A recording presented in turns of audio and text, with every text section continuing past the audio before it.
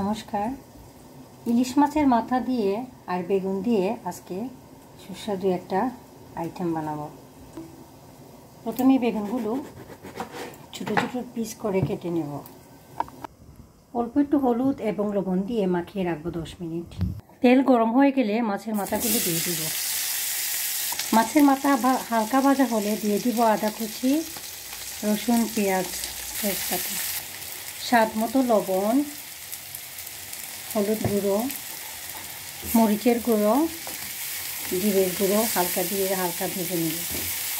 সবগুলো ভাজা হয়ে আসলে দিয়ে দিব বেগুন, কাঁচামরিচ, অল্প আছে ঢেকে দেব। হয়ে গেল বেগুন আর ইলিশ মাছের মাথা দিয়ে সুস্বাদু একটা আইটেম। এটা একটু অল্প আছে রান্না করতে হয়।